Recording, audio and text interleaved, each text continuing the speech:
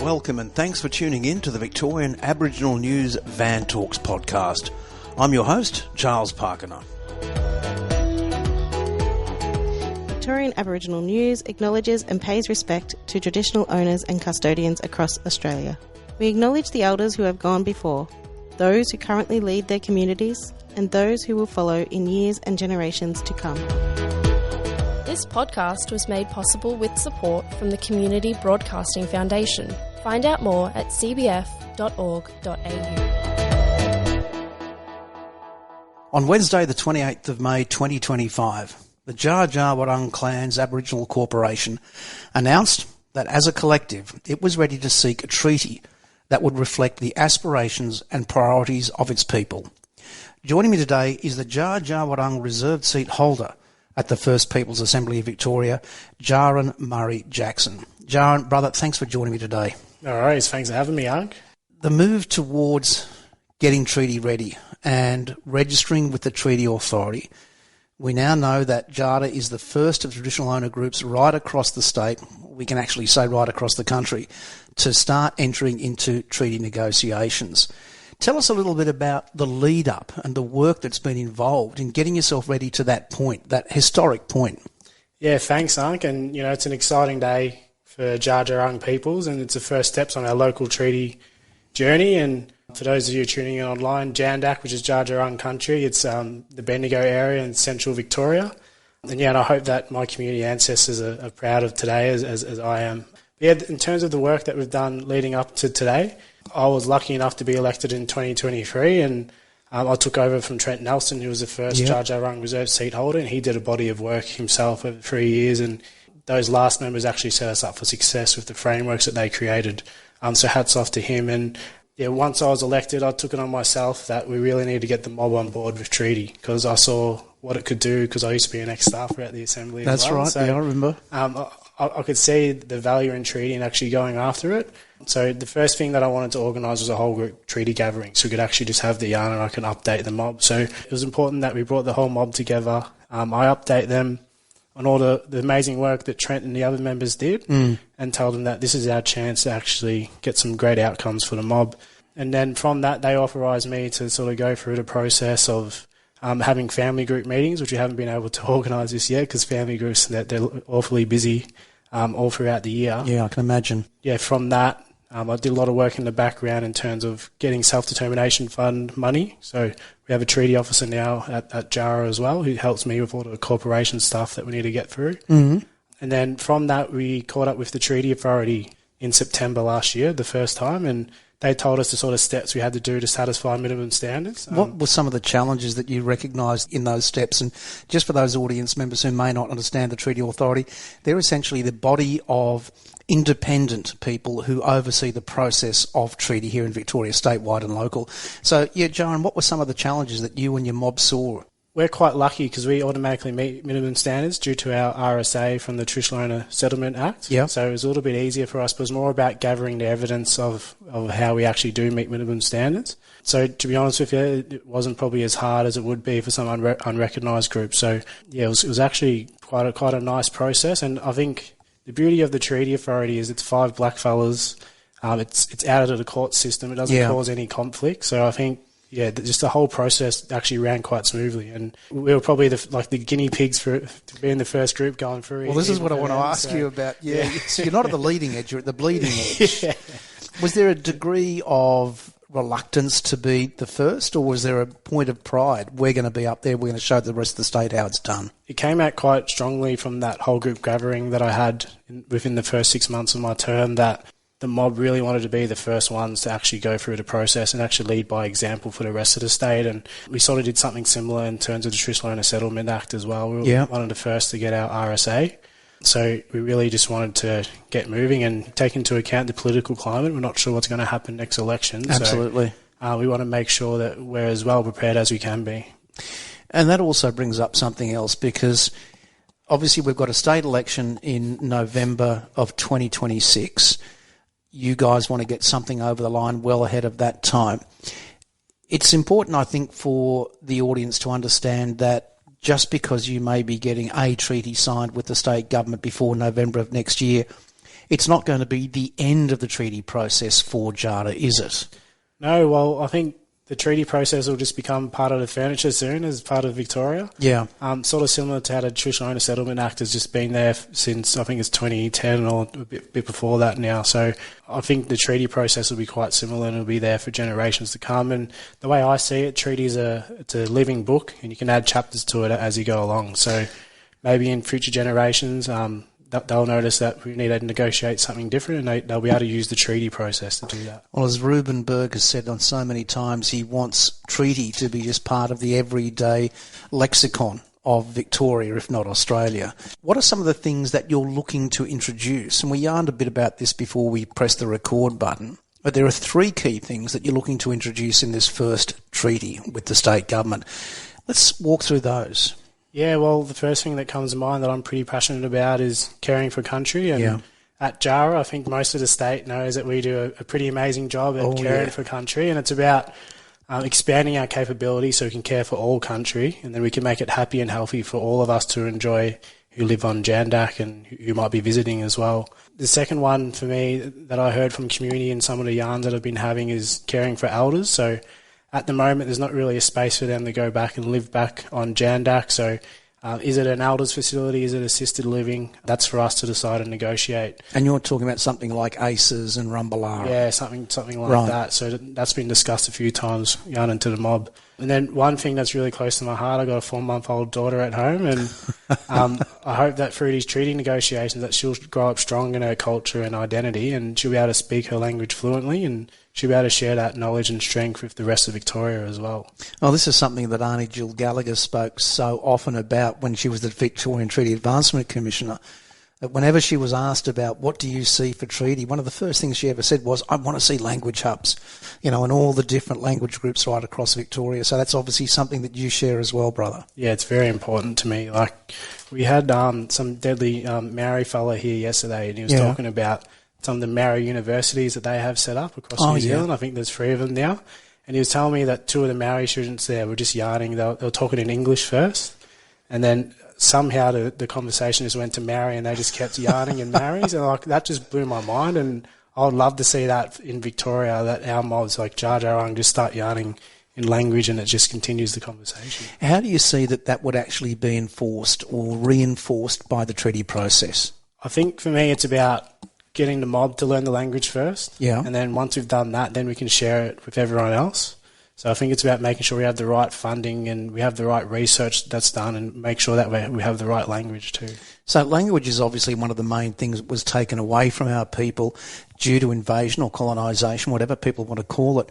What are some of the other key aspects of culture that you would like to see brought back to life or brought out from the hiding almost as a result of the treaty process? Yeah, I think the big one for me is ceremony. Like, it's massive, and at the moment we only do ceremony for special occasions. I'd like to just do ceremony just for the hell of it, just because we just want to. I know, like, we do special treaty ceremonies like through the Assembly. We have one coming up on Dja Dja Wurrung country soon at Mount Alexander, and I'm pretty excited for that. But yeah, it'd be good just to do it as a mob too. What about the involvement of non-Aboriginal people in learning language, in getting experience of culture? Obviously, it's got to be mob first. That's a no-brainer because that journey has to be, well, it's going to be a painful journey and a difficult journey. But do you see that this will embrace the broader community as well in being able to learn language and be sort of embraced by it almost? The way I see it, treaty is a gift, not just for us, but also for all Victorians to share in. And, you know, it's also our culture that we can share once we're able to grow ourselves and we're able to share it with the wider public too. And I keep using New Zealand as an example. You see over there, lots of people who aren't Maori can speak the language there. Of course. I'm hopeful that maybe one day Victoria will be pretty similar, if not all of Australia. I'm aware, Djaran, that DJAARA has a number of understandings, relationships and partnerships with local governments on your country. And you were saying to me before there are around about 16 local governments on Jandak. Obviously the big one is Bendigo. There have been some amazing bits of news coming out from there recently, which we'll look at further on down the track. What have you done by way of engaging with local governments in the lead up to this press release that came out at 4 o'clock this morning? We have great relationships with all our councils across all the Dja Dja. Uncle Rodney's been pivotal in that sort of work. It's Uncle Rodney Carter, yeah. Legend of a fella. He's a deadly fella, and he's been managed to build great relationships with all the local councils, and we've done so many different projects with different councils on our country, which has been great to see. Yeah, in terms of the announcement, we did send the embargo to all local councils as well, and we also did a report recently on what a local traditional owner treaty could mean for councils, so we reattached that and sent it out to them as well. And what we'll do for the audience is we'll see what we can do about finding out more about that document that went out to the local governments, and we'll share that further on down the track as well. There's obviously a lot to talk and share about the treaty process. You mentioned before that treaty was seen also as a gift to the broader community. And it would be fair to say that a lot of the work that DJAARA has done over the years, and of course the first thing that comes to my mind is the forest gardening strategy, and I spoke to Uncle Rodney about that a year or two ago, which was a mind-blowing concept of managing bushland. Do you see that treaty will really benefit the broader community? Let's bring it back to that first point you made, which is caring for country. Yeah, well, just last week I went to, I forget which it was Bendigo City Council. We went to a new town square that's being built, and DJAARA has actually developed the sort of landscape space there before they develop the sort of health services and things that'll go around that. And deadly Michael Burke did some scar trees there, which I think is deadly. Wow. So it's about adding value to the environment that people are living in. So there's examples like that. To me, one that really sticks out is Bort. So that's Young Ballard country. Yep. There's a documentary done about the Lake of Scars. So it's probably got the most scar trees in the world.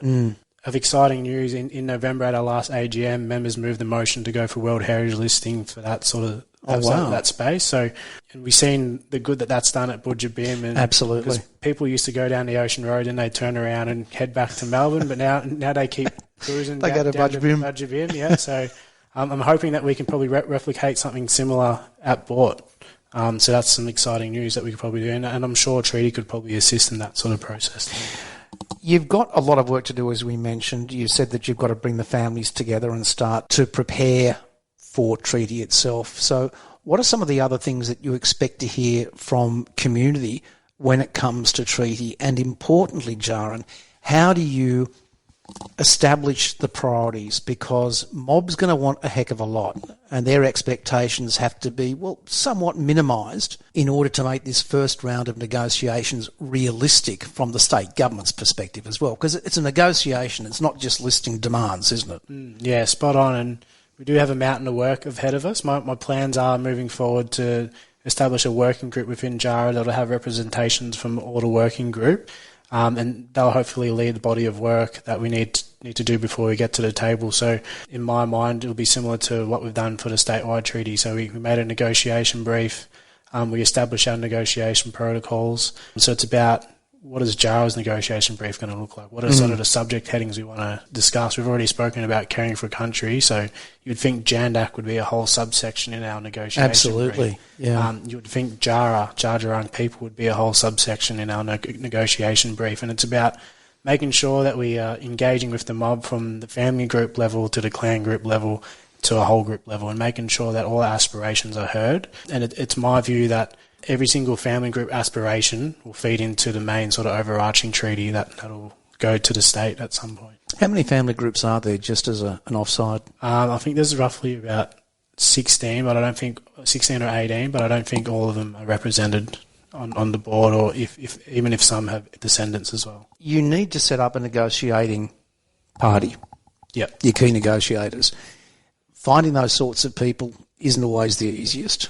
Have you been identifying anyone yet? And if you have, are you prepared to name names at this point? Look, I won't name anyone, but I will say that we are a deadly bunch of people. As you know, we do have myself, my sister who's the co-chair of the Assembly, who might want to take part of that, and I'm happy to help out the whole process throughout the whole way and just sort of guide it. But there's been some people who are interested in helping out, but I don't really want to name them too much. But if you look at some of our past agreements and what we've managed to achieve, especially more recently with our agreement with Anglico Eagle, I think we have a fairly good stock of negotiators that will help us get over the line. And for our audience, if you'd like to know more about that negotiation that Djaran just mentioned, there is a podcast episode on our website with Uncle Rodney, which really marks the first time, at least in Victoria, of traditional owners sharing in the wealth of the resources of this state. Do you see also that resource sharing, or sharing of some of the profits at least of those resources drawn from Jandak country?